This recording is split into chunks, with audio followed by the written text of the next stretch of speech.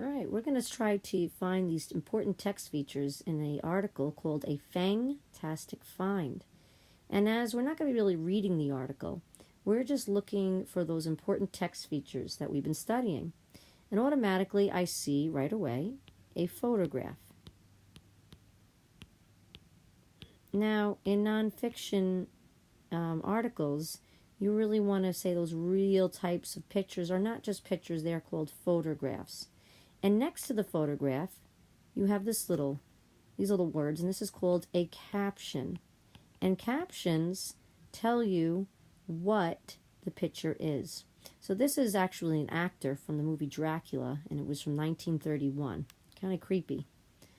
Then over here on the right-hand side is another important text feature, and this is called a map. And another one over here, this is something that you guys already know, and it's called the title. That's an important text feature. And something that might be new to you all is this right over here. This is called a deck.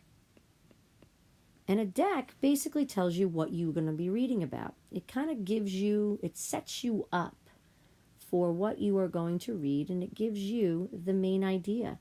So this says, scientists discover vampire skeletons in Europe.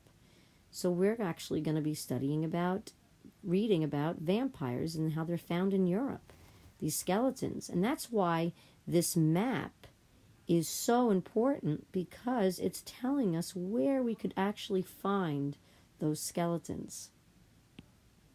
So as we continue, a fantastic find. Again, this is the deck, and that's telling us what the main idea of the article is, basically what we're going to be reading. And as I continue, I see another important thing, and this is another type of photograph. Not a picture, it's a photograph. And on the bottom is another type of caption, and this caption tells us what the picture is. And inside this photograph, I see a little bit like a diagram pointing to this area. And this is called a state. All right. Then we have bold word, a bold print. And this, every time you see a word in bold, that's another type of text feature. And that's telling you that's an important word that we need to know in the text, or maybe a new word that you don't know. And when we see that it's in bold, we are going to find what it means in the glossary. That's another type of text feature that we could use to help us define those important words that are in bold. Another type of one that we could see is another type of text feature would be italicized words, like the word Dracula. Again, so this is many different types of text features that we would find in a nonfiction article. All right, so now we got to complete that graphic organizer, learning from nonfiction text features, and we need to give it the text title, which is another type of text feature. A fantastic find is the name of the article.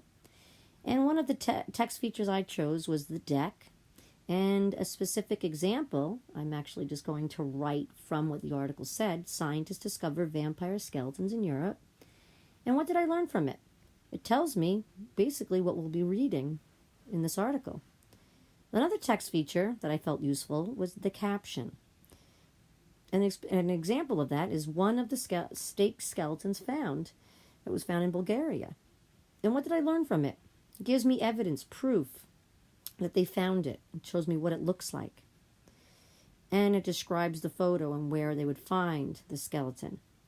Another type of text feature that was useful was a glossary and helped me define the word legend. And what did I learn from that glossary? Well, I learned that legend means story passed down from earlier times. So this is what we are going to do in our reads. We're going to be looking for those important text features, the examples of them, and what you learned from them.